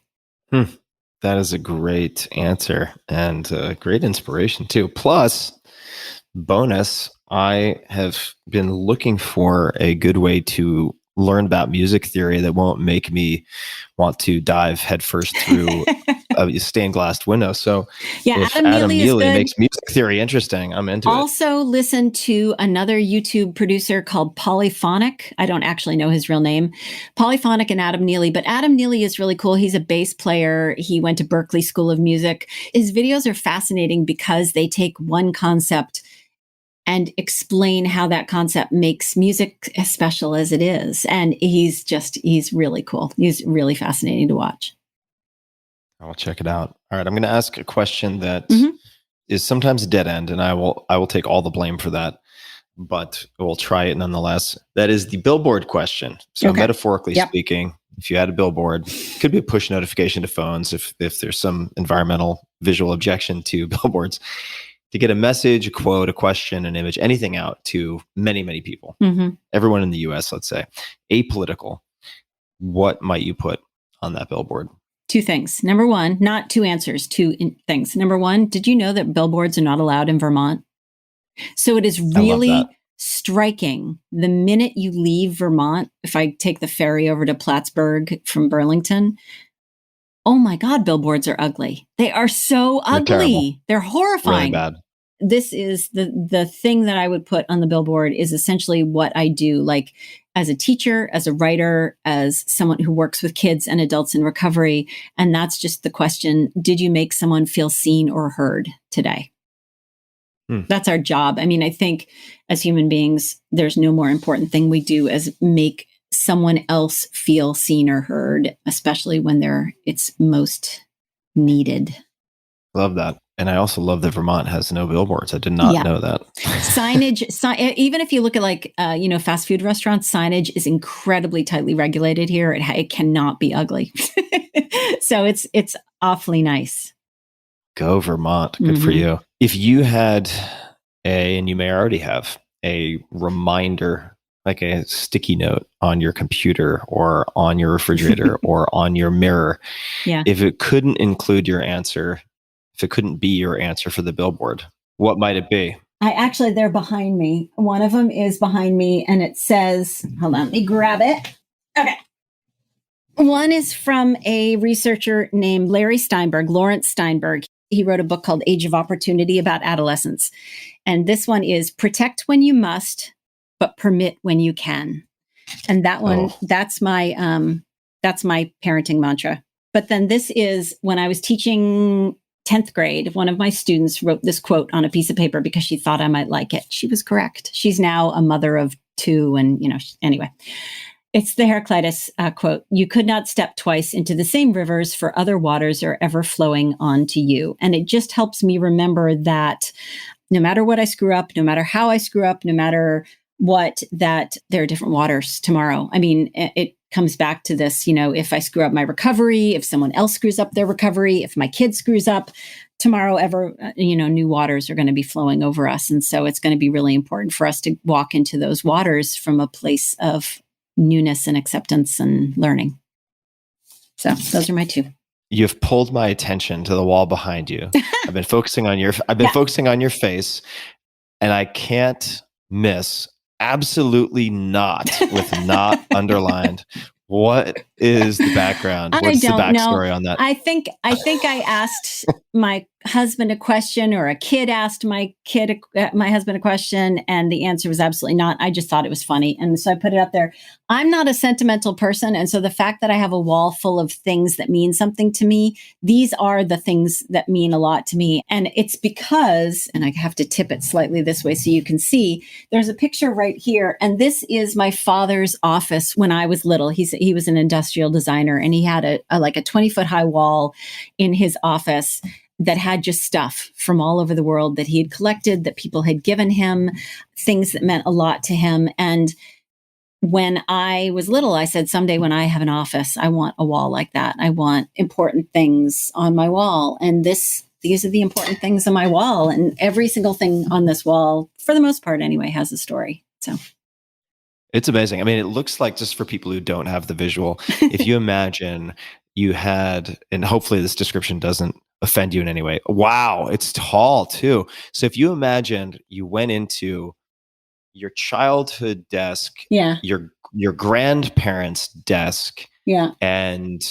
also went on like a scavenger hunt outside Yeah. and stole a few things, and you took everything and put it on the floor so that you could take a photograph from the top, but then you turned it and it was on a wall behind you. That is what this looks like.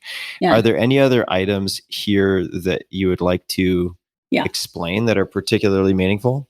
Yeah, so I made that. Particularly. I made that. I know. I made that in second grade, so I've carried that around with me my whole life. That's my dad. What is that? This is a cherry pie. Duh. Obviously. I made it at Clay. Yeah. Obviously. This someone gave me this. That's Power Girl, because someone said I remind them of Power Girl, and I'm like, well, that's badass. So she needs to be up there. When I first started writing for the New York Times, there was no budget for our art.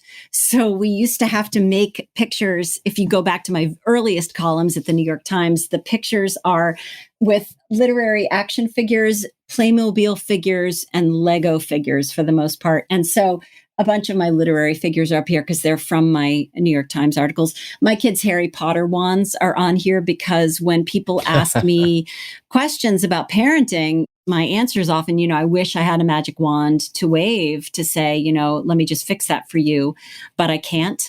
This picture right here behind me, this is my law school graduation. And this was my best friend, Mary Moore Parham. And she died by suicide in 1999. And the scholarship fund at SANA, the reason my entire salary goes 100% into a scholarship fund for young people is because of her.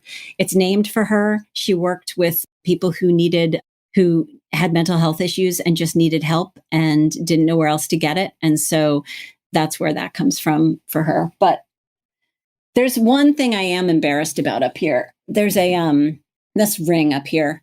There's a carousel on Martha's Vineyard in Edgartown.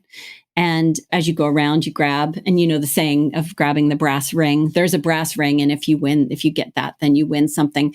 My dad a long time ago, took a couple of the rings from that carousel and has felt guilty about it his entire life and returned them all sent them in an envelope back to Edgartown, back to the carousel, back to the town, actually, I think, except for this one he found when they moved. And so at some point I'm going to have to take it. I want to take it in person to Edgartown to return it. To its rightful owner, the brass ring. Well, I'm sorry to hear about it. It's not one of the brass ones, though. It's actually, I think, one of the steel ones. It's not. If it was a brass one, I would have already returned it. Yeah. Well, I'm sorry to hear about your friend. It's cool. It's her. It was just the 20th anniversary, obviously, of her death, but she's the reason that I make my life my argument. Honestly, she's one of the main reasons I do that, because that's what she did. Well, thank you for sharing all of that. Of course. And Jessica, this has been a lot of fun. We're recording this pretty late for those who are unaware. we're doing this in the evening, and I appreciate you rallying to spend the time. Is there anything else you would like to mention? Anything else you would like to share? Ask of listeners before we wrap up. The latest book is The Addiction Inoculation, subtitle Raising Healthy Kids in a Culture of Dependence. People can find you at Jessica Lahey, LAHEY.com, and on Twitter at Jess Lahey, Instagram at Teacher Lahey. And we'll include links to all the other social on the podcast and Santa at Stowe as well in the show notes. But is there anything else that you would like to add before we wrap up? Yeah, I think this year has been, this past year and a half, I had to try to release a book during a pandemic, and I'm very lucky that I get to release a book, but I had to release a book during a pandemic, and especially on a topic that's really scary. I mean, talking about failure in kids, talking about addiction in kids is really, really scary. And I just want to reassure parents that avoiding these conversations is not how they get better, and they don't go away just because we avoid having them. And so I promise, if you do choose to pick up either one of my books, I come at this stuff from a place of compassion and love. I do not want anyone to feel any shame, but for our kids' benefit, I hope that people consider thinking about whether it's picking up one of my books or picking up Peggy Orenstein's books, Girls and Sex and Boys and Sex, and thinking about how we actually have these conversations that scare us, because they're really important conversations to have, and they don't just go away when we avoid them. Not only do they not go away, things can get a lot worse. And I really thank you for bringing attention to raising awareness around these conversations, but then also providing people with the tools to have these conversations. I also feel a huge debt of gratitude. By the way, I need to thank in the addiction inoculation, this guy, Brian, and this woman, Georgia, play huge parts in those books. And they told me all of the horrifying, joyful, scary parts of their stories. And then, as I said, gave me their real names to use because they said, both of them said this in various iterations. These experiences were so horrifying. I mean, Georgia lost a child and was homeless and was in prison. And these experiences are only worth something if we learn something from them. And if their stories can help someone else, then they were going to be worth it. And so I owe so much to Brian and Georgia for sharing their stories for this book. Well, thank you very much, Jessica, for taking the time. Thank you. And by the way, you would be a fantastic ninth grade teacher because you're curious. And that's what makes you a great interviewer. It also is what would make you a great ninth grade teacher. Oh, thank you. I'm you'd be really thinking good about at hatching some plans. Yeah, we'll see where it goes. You know what my dream is? What's your dream? Is to open a recovery high school. If you ever get a chance, watch a show on MTV. It was only like 4 episodes called 16 and in Recovery. And it was based on a school on the North Shore of Massachusetts, a recovery high school. So a school for kids who are, struggling with their sobriety and addiction issues. But we need one in Burlington, Vermont. And one of the things I would really like to do is open one someday. So that's something that's out there as a thing. So maybe you could come be a ninth grade teacher and teach kids in recovery. There we go. Never say never. Him, ninth grade. Never say never. Never say never. I'm getting, I might get fatigued of this podcasting game. And they could coexist also. Well, thank you very much. You're so welcome. To everybody listening, we will have show notes linking to everything, including Gift of Failure, the Addiction Inoculation, all of the websites and social and all the resources also and people we referred to in this podcast at tim.blog/podcast. And until next time, thank you for tuning in. Hey guys, this is Tim again. Just one more thing before you take off, and that is 5 Bullet Friday. Would you enjoy getting a short email from me every Friday that provides a little fun before the weekend? Between 1.5 and 2 million people subscribe to my free newsletter, my super short newsletter called 5 Bullet Friday. Easy to sign up, easy to cancel. It is basically a half page that I send out every Friday to share the coolest things I've found or discovered or have started exploring over that week. It's kind of like my diary of cool things. It often includes articles I'm reading, books I'm reading, albums perhaps, gadgets, gizmos, all sorts of tech tricks and so on that get sent to me by my friends, including a lot of podcast guests. And these strange esoteric things end up in my field, and then I test them, and then I share them with you. So if that sounds fun, again, it's very short, a little tiny bite of goodness before you head off for the weekend, something to think about. If you'd like to try it out, just go to tim.blog/Friday. Type that into your browser, tim.blog/Friday. Drop in your email, and you'll get the very next one. Thanks for listening. This episode is brought to you by Athletic Greens. I get asked all the time what I would take if I could only take one supplement. The answer is invariably Athletic Greens. I view it as all-in-one nutritional insurance. I recommended it, in fact, in the 4-Hour Body. This is more than 10 years ago, and I did not get paid to do so. With approximately 75 vitamins, minerals, and whole food sourced ingredients, you'd be very hard-pressed to find a more nutrient-dense and comprehensive formula on the market. It has multivitamins, multi-mineral greens complex, probiotics and prebiotics for gut health, an immunity formula, digestive enzymes, adaptogens, and much more. I usually take it once or twice a day just to make sure I've covered my bases if I missed anything I'm not aware of. Of course, I focus on nutrient-dense meals to begin with. That's the basis. But Athletic Greens makes it easy to get a lot of nutrition when whole foods aren't readily available. From travel packets, I always have them in my bag when I'm zipping around. Right now, Athletic Greens is giving my audience a special offer on top of their all-in-one formula, which is a free vitamin D supplement and 5 free travel packs with your first subscription purchase. Many of us are deficient in vitamin D. I found that true for myself, which is usually produced in our bodies from sun exposure. So, adding a vitamin D supplement to your daily routine is a great option for additional immune support. Support your immunity, gut health, and energy by visiting athleticgreens.com/Tim. You'll receive up to a year's supply of vitamin D and 5 free travel packs with your subscription. Again, that's athleticgreens.com/Tim. This episode is brought to you by BlockFi. BlockFi is building a bridge between cryptocurrencies and traditional financial and wealth management products. They're creating innovative products to advance the digital asset ecosystem for both individual and institutional investors, and its platform now manages more than $12 billion in assets. Full disclosure, I became excited enough about this company that I ended up becoming an investor. But moving on, BlockFi, that's BLOCKFI, offers a wide spectrum of services, and I'll mention just a few here. First, their BlockFi Rewards Visa Signature Credit Card provides an easy way to earn more Bitcoin because you can earn 3.5% in Bitcoin back on all purchases in your first 3 months, and 1.5% forever after with no annual fee. Second, BlockFi also lets clients, that would be you, easily buy or sell cryptocurrencies, including, but not limited to, they have a wide selection, Bitcoin, Ether, Litecoin, and PaxG, as well as USD, that's United States dollars-based stable coins, including USDC, GUSD, and PAX. BlockFi aggregates liquidity to offer seamless trade execution and pricing. BlockFi also offers instant ACH, so you can move funds onto the platform and immediately start trading. On their platform, you will soon be able to trade with ACH, meaning that you'll be able to buy cryptocurrencies directly with your bank account, and there's a lot more coming. So check it out. For a limited time, you can earn a crypto bonus of $15 to $250 in value. Again, for a limited time, you can earn a crypto bonus of $15 to $250 in value when you open a new account. Get started today at blockfi.com/Tim and use code TIM at signup.